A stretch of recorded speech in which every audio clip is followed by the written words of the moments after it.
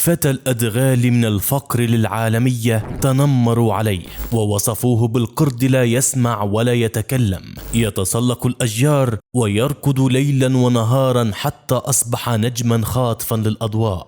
إنه هبة الله وهدية السماء، وحيد أمه في قصة أقرب إلى الخيال. بعدما توفي للأم 5 أطفال لم يتركوا لها من الدنيا رصيدا تستند إليه سوى الصبر والدعاء. طلبت أن يرزقها الله بطفل حتى لو لم يكن معافى، طالما أنه سيبقى على قيد الحياة، ولعلها كانت ساعة استجابة. فقد ولد زنزمان الذي تمنى والده وفاته عندما رآه، ولكن شاء القدر أن يموت الأب ويعيش الابن حياة مأساوية، حيث ولد زنزمان بمتلازمة الرأس الصغير لا يستطيع التعلم والتحدث. فمضت أيام عمر زنزمان الأولى ونما سريعا، لكن ظلت رأسه الصغيرة على حالها، ولم تكن حركاته وتصرفاته طبيعية بين الناس، فهو بالفعل يعاني من أزمة يطارده الكبير قبل الصغير ويتنمرون عليه، فاتخذوه مصدرا للتسلية،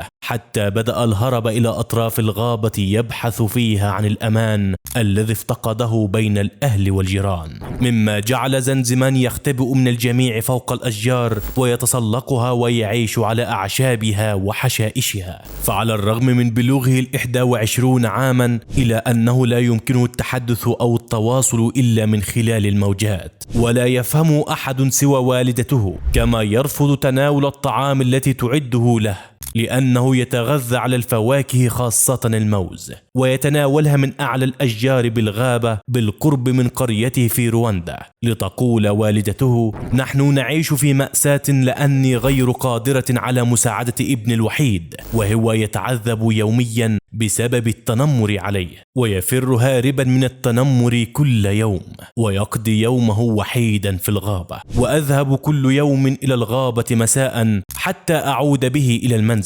لذا ظلت والدته تعاني من مأساة حقيقية يوما بعد يوم، وما يزيد ألامها أنه ابنها الوحيد، حتى وإن بقيت ترى فيه معجزة وهبة من الله لها. ووصلت مسافات الركض التي يقضيها زنزمان إلى 143 ميلا في الأسبوع، حتى وصل الأمر إلى ابتكار والدته حبلا مؤقتا للقبض عليه، حينما يبدأ في الركض بعيدا عن القرية، فتطارده وترمي الحبل فوقه لتقريبه. لذا طالبت الأم بتدخل الحكومة لمساعدة ابنها الوحيد، فتريد أن تشاهده سعيدا ويعيش طبيعيا كأي رجل في بلدته قبل أن تموت.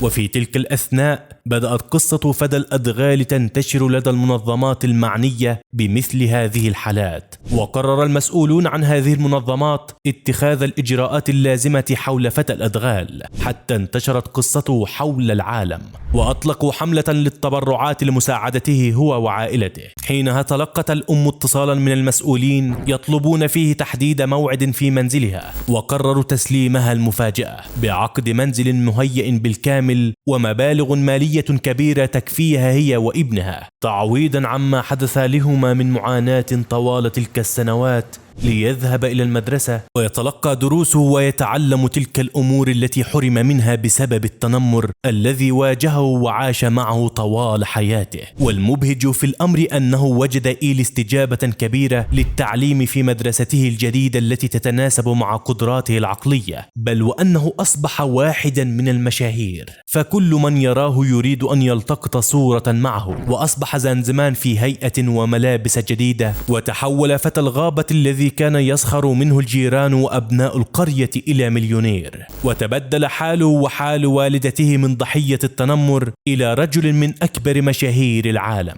تلاحقه الكاميرات أينما ذهب. فأحيانا نرى في حياتنا صعابا ومتاعب نظن أنها نقمة، ولا نعلم أبدا أنها قد تكون نعمة وهبة من الله.